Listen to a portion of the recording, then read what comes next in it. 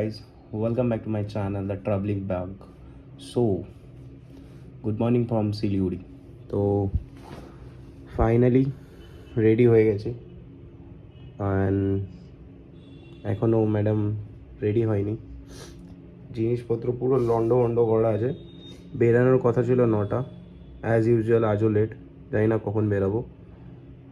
দেখছি কতক্ষণে রেডি হয়ে বেরাই, 10টার মধ্যে বেরানোর ইচ্ছে আছে। আর আজকের ডেস্টিনেশন আমাদের শিটংয়ের কোথায় থাকছি সেটা জানার জন্য ভিডিওটা দেখতে হবে। আর ভিডিওটা দেখো, তাহলে বুঝতে পারবে শিটংয়ের কোথায় থাকছি। বাট আজকের ভিডিওতেও কিছু থ্রিল আছে। আমার তো এখনই এক্সাইটমেন্ট লাগছে। কালকে সারাদিন রাইড করার পর আজকে সকাল বেরোবো ভেবেছিলাম, সাইট স্কিন করতে যাবো। বাট সেটা তার হলো না, লেট হয়ে গেলাম অ্যাজ ইউজুয়াল, যেমন প্রতিবার লেট হয়, আজকেও লেট হয়ে গেছি। সো বাকিটা দেখা হচ্ছে মোটো ব্লগিং সেট আপে। সো ততক্ষণের জন্য স্টে টিউন। তো বাইকের চেন ক্লিন করার পর বাইকের সব লাগেজগুলো বেঁধে নিয়েছি। আর এই যে সেই হোটেল কালেকশন, এত জঘন্য ছিল হোটেলটা। বাকিটা রাস্তায় যেতে যেতে বলবো কেমন ছিল কী ছিল। সো ম্যাডাম ম্যাপ দেখছে অ্যান্ড বাইকটা পুরো রেডি করে নিয়েছি, কভার লাগিয়ে নিয়েছি। বাকি দেখা হচ্ছে মোটো ব্লগিং সেট আপে। তো হোটেল থেকে বেরিয়ে গেলাম, বেরিয়ে রোডে উঠে গেছি, লেফট টার্ন নিয়ে আমরা সেবক রোডের দিকে যাচ্ছি, সেবক রোড হয়ে যাব। আর অ্যাজ ইউজুয়াল আমার মাইক আবার কাজ করছে না।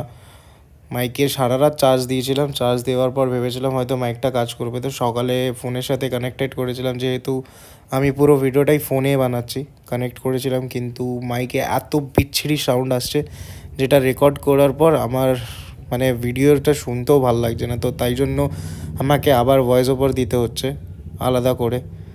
আর যেটা বলছিলাম আর কি, হোটেলটা একদমই বেকার ছিল। আমি এটা ওয়ো থেকে বুক করেছিলাম, প্রচণ্ড আনহাইজেনিক। আর আগের দিন হয়তো কেউ চেক ইন করেছিল, মানে যত রাজ্যের নোংরা বাথরুমে পড়া ছিল, ফ্লাশ কাজ করছে না, অলমোস্ট জল অবধি দেয়নি, আমাদের একটা জলের বোতল অবধি দেয়নি, শুধু জাস্ট চাবি নিয়েছি, ঢুকেছি। আর 1200 টাকা চার্জ নিয়েছে একদিনের জন্য, প্রচণ্ড গায়ে লাগছে।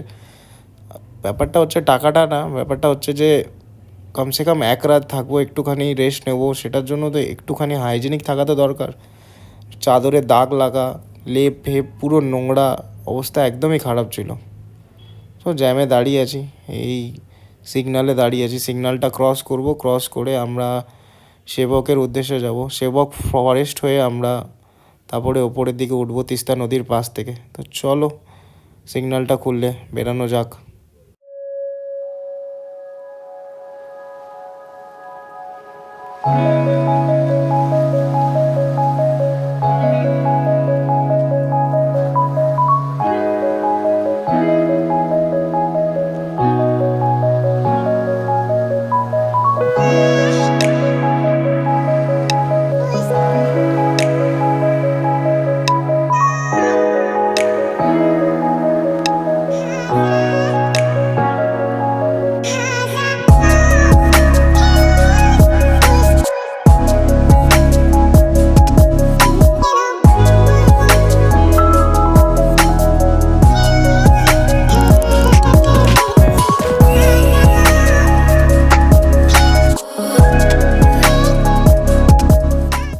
যে ঘড়িতে বাজে এখন 9টা 5, আর আমরা রয়েছে এখন সেবকের কালীচোরা টেম্পলের সামনে।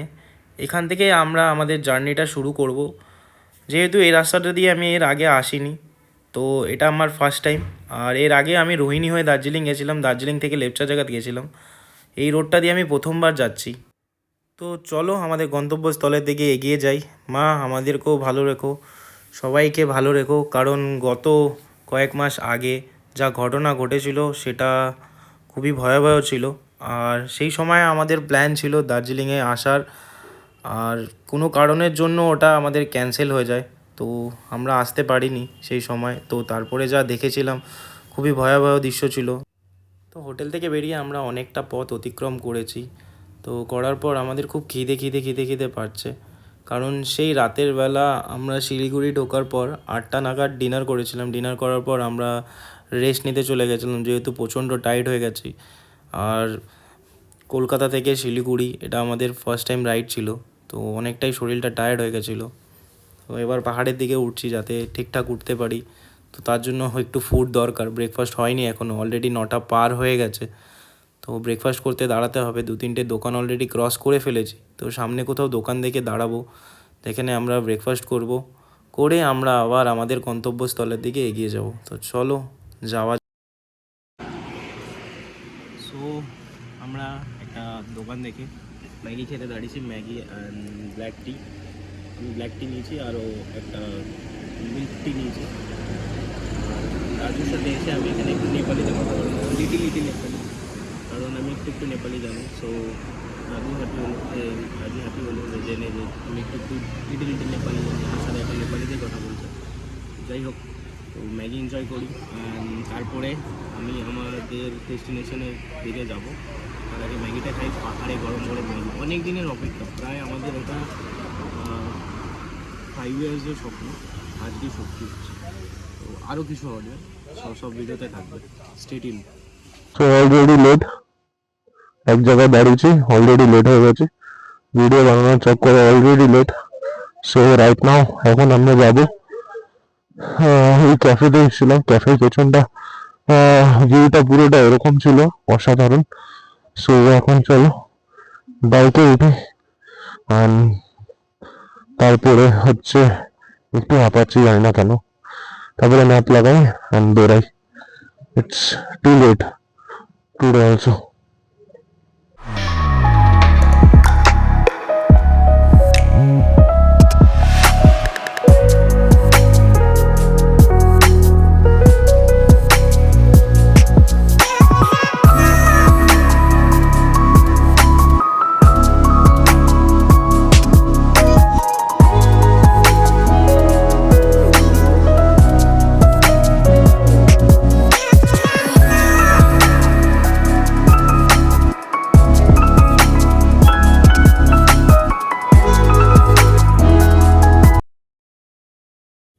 তো আমরা আমাদের ব্রেকফাস্ট কমপ্লিট করে আমাদের গন্তব্যস্থলের দিকে এগিয়ে চলেছি, ডান হাতে তিস্তা নদীকে পাশে রেখে। সেই তিস্তা, যেই তিস্তা কিছুদিন আগে ভয়াবহ রূপ ধারণ করেছিল, কিছু মাস আগে, আর অনেক সাধারণ মানুষের ক্ষয়ক্ষতি হয়েছিল।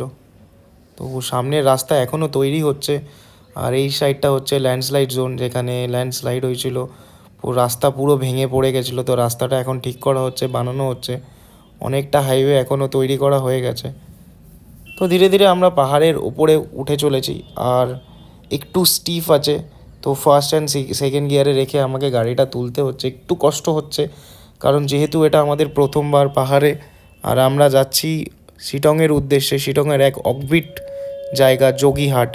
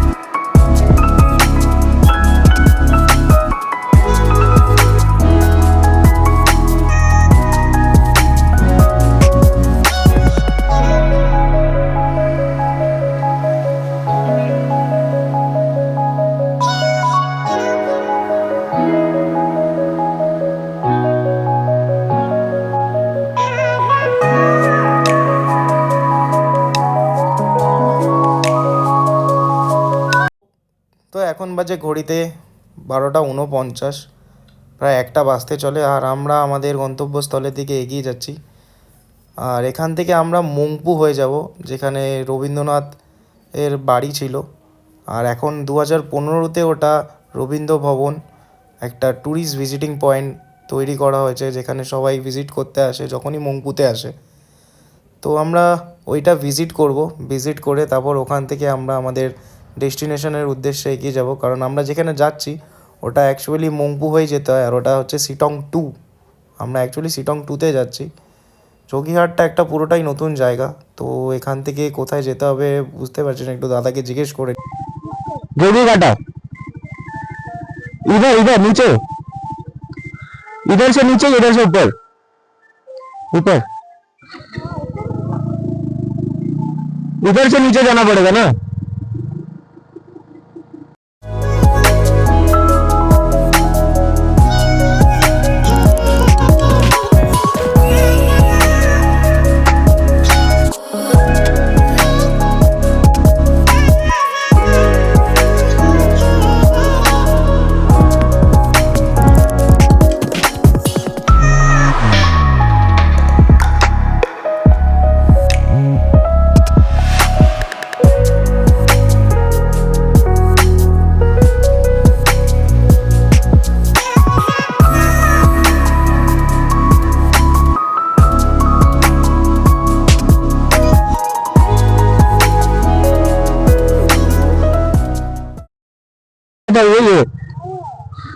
वो नहीं, इधर दिखा रहा है मेरे को।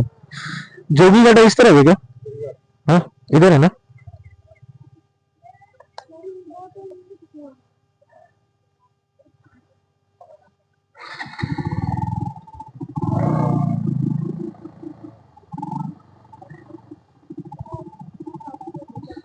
এখান থেকে কি লেফটে যাবো? হ্যাঁ, যোগীঘাট इस तरफ है, इस तरफ है।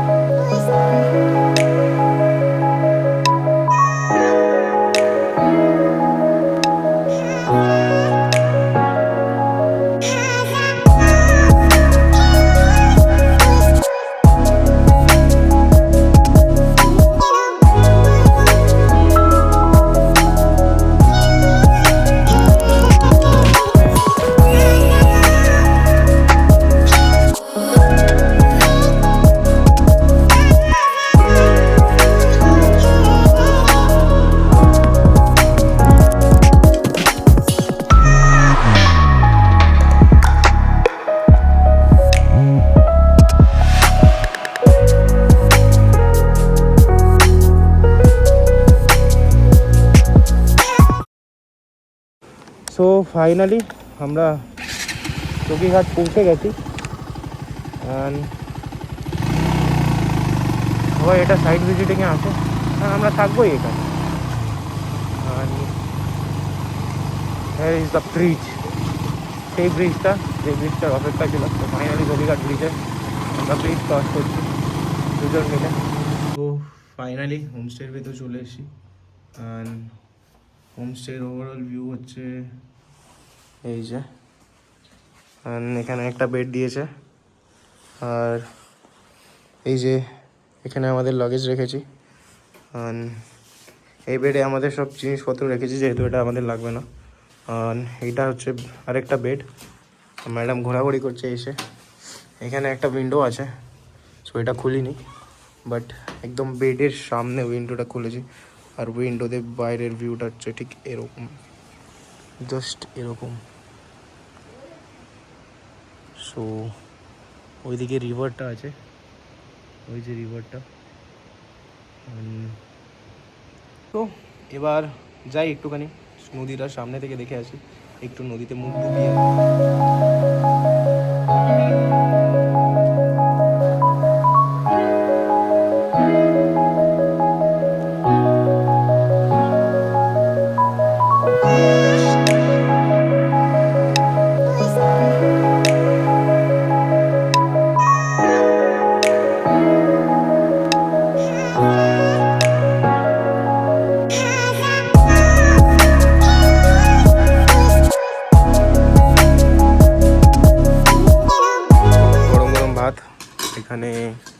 ডিম কারি অ্যান্ড স্কোয়াচের সবজি, এটা কি, এটা কিছু একটা আলু দিয়ে সবজি অ্যান্ড ডাল, এখানে ফ্রেঞ্চ ফ্রাই আর সাথে এরম ভিউ। আর একটা ছোট্ট বিল্লি আছে ম্যাও, এই যে। আর ফাইনালি আমরা খেতে বসে গেছি অ্যান্ড খাবারটা এনজয় করি। দেন এই ভিউর সাথে খাবার খেতে হেভি মজা লাগবে, তো এত দূর আসা এই জন্যই। তো আমাদের রিভার ভিউ হোমস্টেতে যোগীঘাটাতে আজকে এখন আমরা করছি হচ্ছে বারবিকিউ। সো যে এখানের কেয়ারটেকার যে ভাই এখানে আছে, ওনাকে আমরা বললাম সকালবেলা যে বারবিকিউ চিকেন করা যাবে, বলে হ্যাঁ কেন করা যাবে না, করার। সো বিকালে এখন আমাদের এখানে বারবিকিউ হচ্ছে। এই যে এখানে এখানে আগুন ধরে দিয়েছে, অলরেডি আগুন ধরছে, আর এখানেই হবে আমাদের বারবিকিউ চিকেন। আর ঠিক পিছনে সিটি দেখা যাচ্ছে, ছোটো ছোটো ছোটো ছোটো জোনাকি পোকার মতন লাইট জ্বলছে, কি অসাধারণ লাগছে। অ্যান্ড ম্যাডাম এখানে বসে আছে একটা বিড়ালের সাথে খেল। সো ম্যাডাম কেমন লাগছে?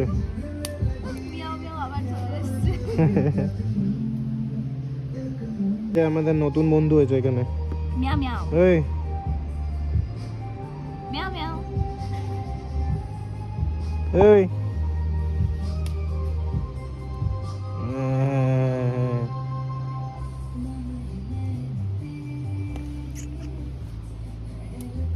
তো আমাদের বারবিকিউ হওয়া স্টার্ট হয়ে গেছে।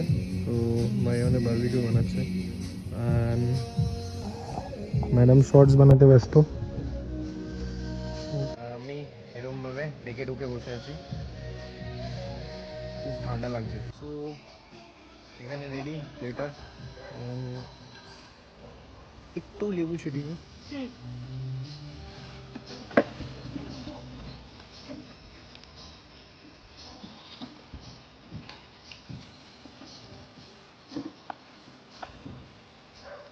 and very tasty. Same flavor, it's the same flavor. আমার টেস্ট করে যাবো, হেভি লাগছে। পাহাড়ে এরকম বারবিকিউ চিকেন খাওয়ার মজাটাই আলাদা। সো চিকেনটা খাই, দেন খেয়ে দে রুমে গিয়ে ফ্রেশ করি। সো এখানে সেই সকালের সবজিটা, পেঁয়াজ লঙ্কা, এখানে চিকেন চিকেন, এখানে আমার জন্য রুটি, আর এখানে রাইসটা অনেক বেশি আছে। সব থেকে অ্যাট্রাকটিভ জিনিস হচ্ছে রুমের দরজাটা খুলে বেরোলাম আর জাস্ট চাঁদান পাহাড়টা কি সুন্দর লাগছে, অ্যান্ড সেই নদীর আওয়াজ নিস্তব্ধ। সো চলো রুমে যাই। সো রুমে এত ঠান্ডা অ্যান্ড লাইটটাও খুব কম আছে, আমি তাই জন্য এখনও জ্যাকেট পরে বসে আছি। 14 ডিগ্রি চলছে, প্রচণ্ড ঠান্ডা লাগছে আমার। আর খাবার এসে গেছে, খাবারটা খাই আর ভিডিওটা এখানেই এন্ড করছি। Till then be safe, tata bye bye, দেখা হবে পরের ভিডিওতে, আমার পরের এপিসোডে। So by.